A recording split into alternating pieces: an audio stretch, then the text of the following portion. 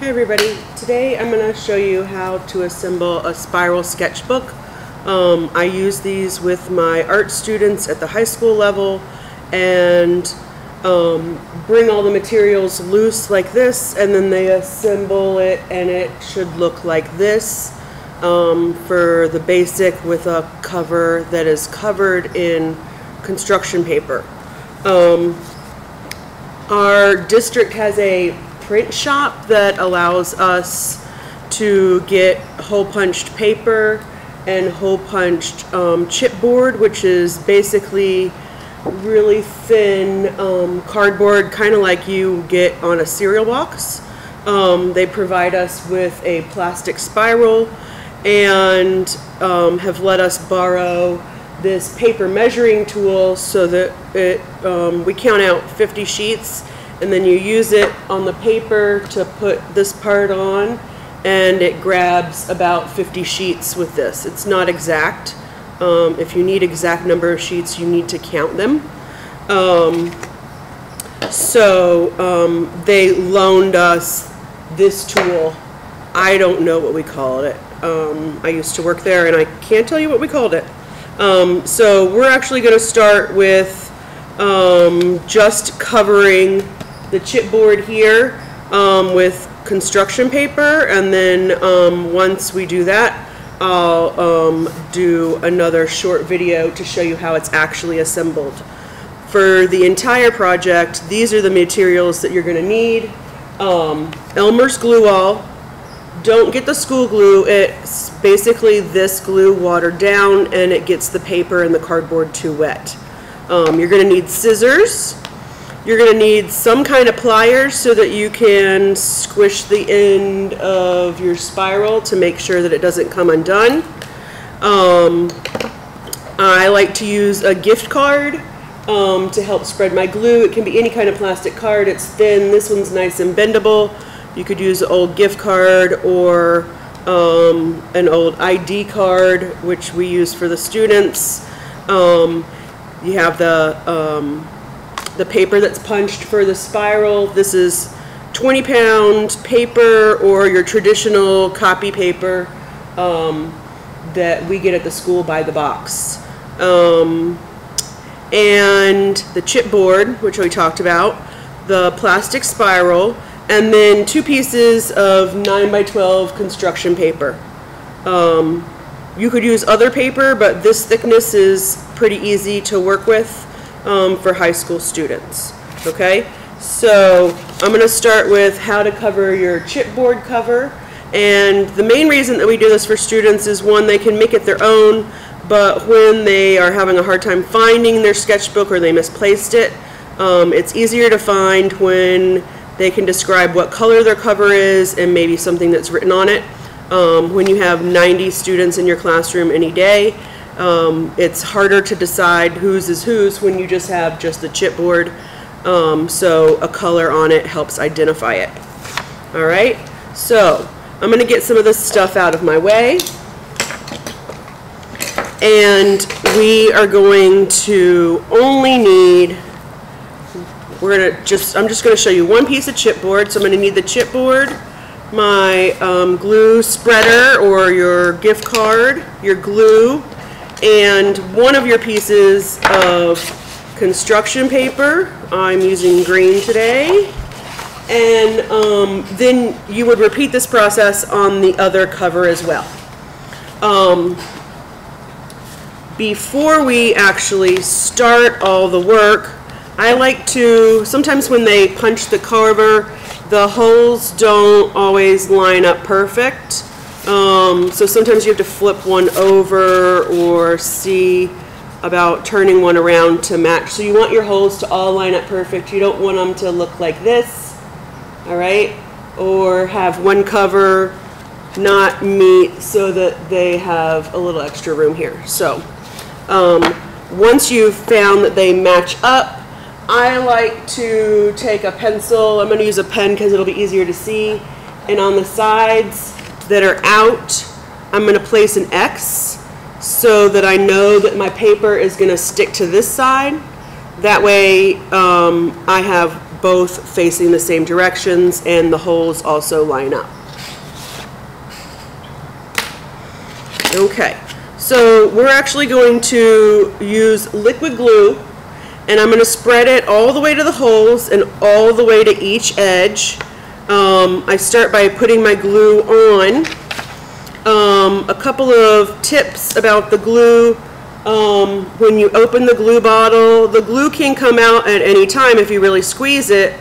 However, if you have the tip touching your cardboard, right, like this, but like this, and it's straight up and down, the glue won't come out, and even if you squeeze really hard. Like I'm squeezing really, really hard now, and you have a tiny dot of glue here.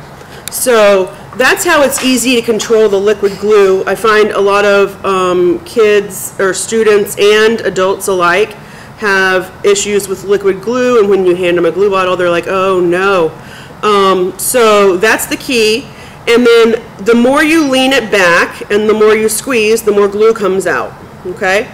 So if you don't want a lot of glue to come out, you only lean it back a little ways, and you only squeeze until the amount that you want to come out comes out, and you can get a really tiny bead of glue. All right, we need enough to cover every single part of this cardboard without having any holes, because then it'll look like you have a bubble in your cover, and you want it nice and even, which is why we're going to use this.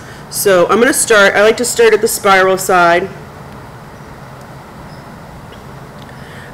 It is easier to add more glue than it is to take away, but once you start spreading your glue, you need to work fairly quickly so that it doesn't dry, which means that then you have to add more glue because it dried too fast. This might actually be too much glue, and when I'm not sure, I lay my bottle flat. It shouldn't drip out that end, but that way it's already primed and up by the nozzle, so I don't have to wait for it to come back down to the nozzle. I'm going to use my card. I'm only going to use one edge so I can keep another edge clean, which you'll see why in a moment. Alright, for some reason I always start at the spiral, and we're trying to get it nice and even and thin all the way across every part of the sketchbook, and I can already see that I put way too much glue on here. So if you're lucky you have a place you can save it. I'm going to wipe mine off on a napkin because I don't need to save it today. So you just want a nice thin coat all the way to the edge. You don't want it too white because all the extra glue just makes everything swell up and stay too wet too long. This looks nice. Alright, so I have it from every edge to every edge, and it's thin so it looks glossy, but it's not super white. I'm actually going to get some of this off, and I can already tell that I'm not working fast enough. So that's why it's curling up like this, because one side is wet and the other side is dry, and it has to have some place to expand. I'm just going to put my fingers on it and get it flat again, and I'm going to line up my edge of my colored paper as close to the spiral as I can without going the place where the spiral will go, the holes, without going over, and I want overhang at the top and at the bottom, and I'm keeping it at an angle so it doesn't get too much contact until I'm ready to lay it all completely flat. I'm going to hold it with one hand, and I'm going to press out to the edges with the other hand. The pressure helps it stick where you want and doesn't leave air bubbles or wrinkles. It's important to start from the center and work your way out. And I feel like I'm having some lifting here, so I'm actually going to use a little bit of this glue that's right here on the table. And I'm going to go ahead and touch that up so it doesn't peel back. So I'm just going to get a little bit more glue in there, and obviously I'm having a problem. Maybe we'll do two, and maybe I'll be better at the second one. So this right here is not ideal. That's not the best way to do it. If you have glue that goes over your spiral, that's not a big deal, because when it dries, it'll just disappear. I'm going to get some of that off and make sure that I've got it all pressed down.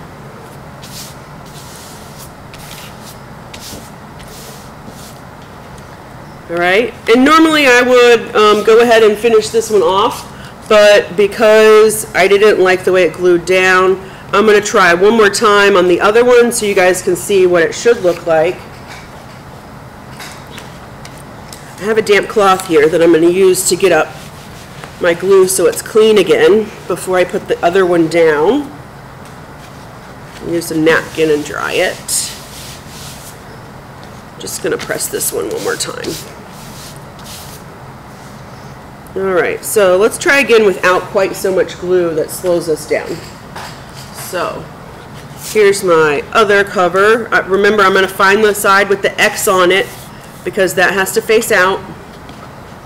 My glue is already primed because I never put it up like this. I'm going to put my bead, and I'm going to do a smaller bead this time because it is easier to add more than it is to take it away, and I usually have to add a little bit more, which I find actually goes a little faster. Alright, so we're going to leave our glue laying down so it's primed and ready to go. I'm going to use the same side of my card that I used before with my glue and get some of my dirty napkins out of the way. I'm actually going to start in the middle, I think, to try and make sure that I have it on every area in the middle and I don't have glue all over the edges yet. And then I can come back and get the edge. While you swipe, you'll have glue on here. My edges weren't quite glued, so I'm going to get a little extra at the edges.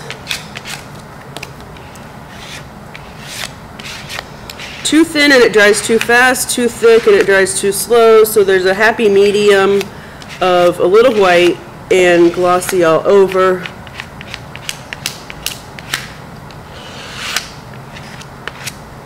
Alright, this is already looking better. It's not bubbling up too fast. I'm going to get my paper on there as close to the holes as possible with a little overhang on each side, even if I can make it that. Alright, there. And now as I let it lay down, I'm going to grab it with one hand in the middle and then use my other hand and go all the way out, pressing as hard as possible to the edge.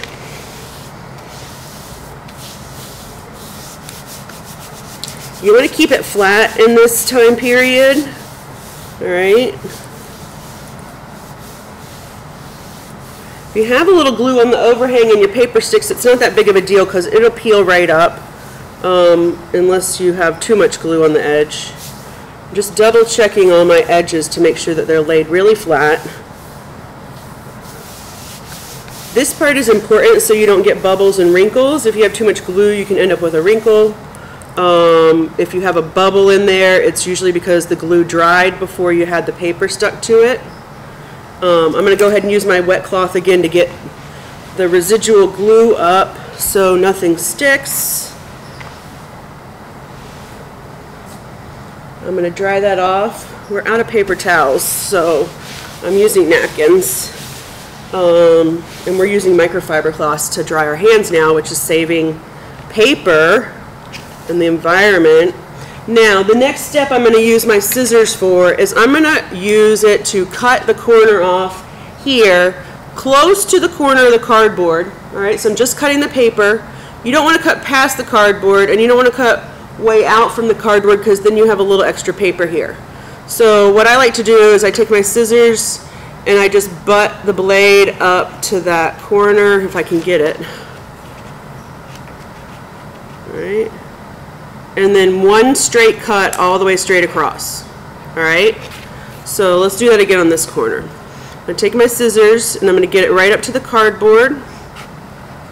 So, and then I'm going to make one straight cut without curving or turning my blade.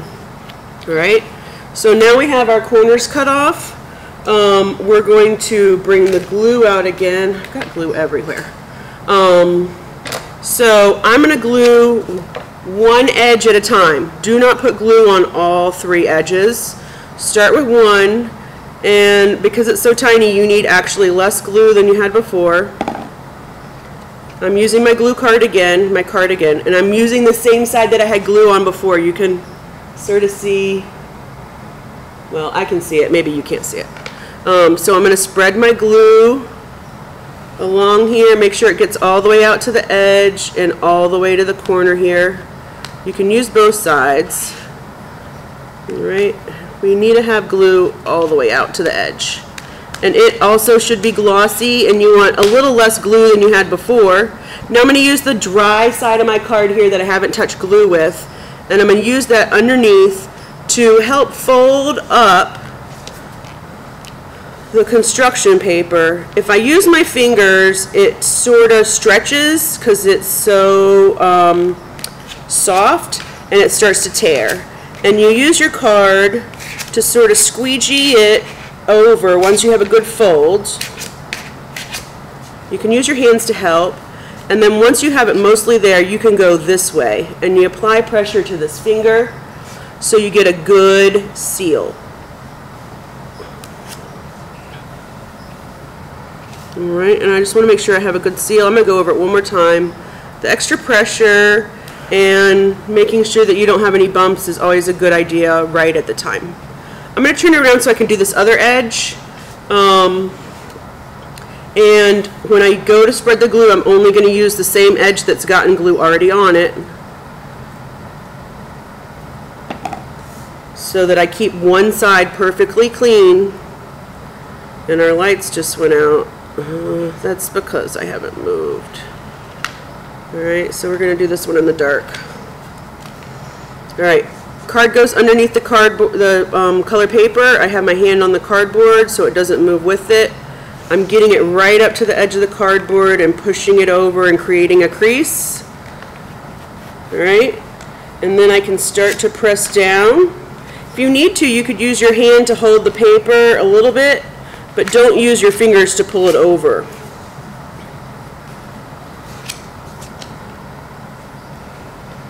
And then press all the way down. I can tell I got a little glue here on the edge, but that's okay. So keep making sure that it's all the way pressed down. Alright, I'm going to go get our light back on right before I do this one.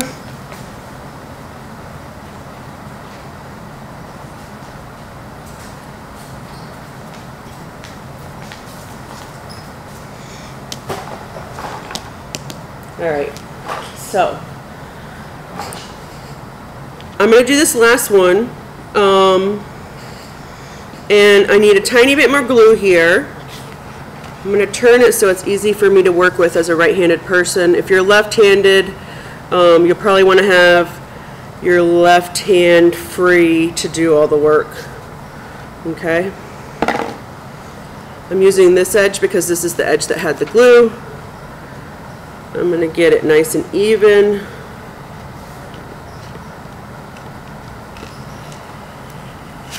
I think I need just a tiny bit right here.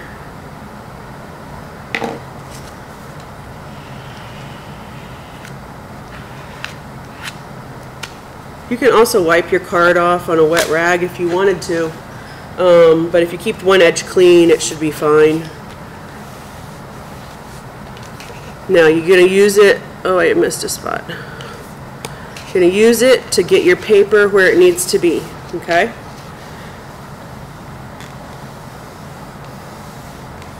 This one's a little bigger, so make sure you're ready, and then you press it down.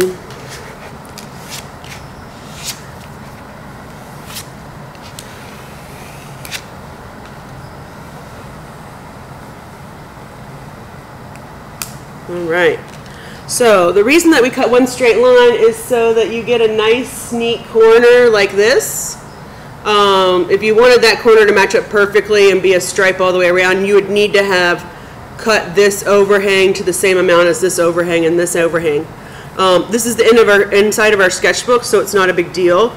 If you wanted to make it super nice, pretty, you could have another piece of construction paper that you've cut down to fit the inside, or a piece that's about the size of a regular sheet of paper. So if you imagine this is an 8.5 by 11 sheet of paper, if I were to glue that, it'd go right to the edge. So like if I took a little bit of it off, and then glued it over, you could make it really tidy on the inside as well. We don't need to do that, that's not necessary, but if you want to be super fancy, you can do that. Now, I like to leave it this way to dry for 5 to 10 minutes before I actually assemble my sketchbook and before I add any other decorations. So if you wanted to, you could wait to assemble it, go ahead and collage or draw on this. Even if you're going to do that, you still need to leave it 5 to 10 minutes so that all the glue dries a lot more and you're not putting glue on top of wet paper and cardboard on top of more paper on top of more glue. You just end up with a really thick, wet mess, and it takes a long time to dry and doesn't stay as tidy as it does now. So we have one that's done. I'm going to go ahead and take care of the edges on the other one that I didn't like earlier, and I will be back in a moment for the assembly.